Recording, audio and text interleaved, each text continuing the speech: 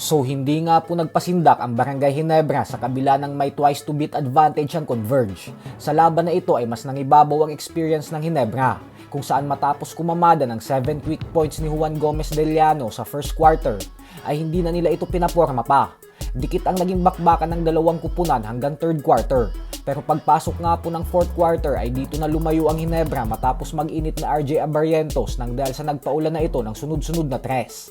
Habang ang Converge naman ay tuluyan ng nag-collapse. Dahil sa panalong ito ng Ginebra kaya naman magkakaroon sila ng do or die game 2 sa December 28.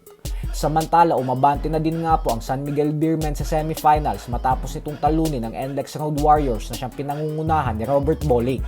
Wala pong naging sagot ang NLEX sa paghahalimaw ni Junmar Fajardo matapos itong umiscore ng 26 points. Nagtapos ang laban sa score na 101-94. Sa kabilang banda naman mga idol ay sumabak naman nga po ang kupunan ni Kiefer Ravena na Yokohama sa B-League Round of 16 kahapon kontra sa number 2 best team ng current season na Chiba Jets.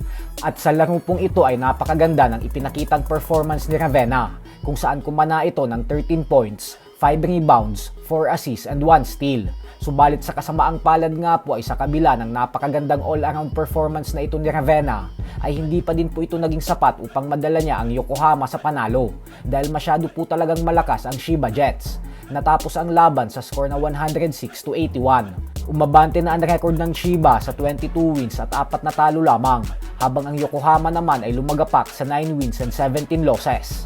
Kasalukuyan itong pang number 19 sa standings. So hanggang dito na lang po muna tayo mga idol.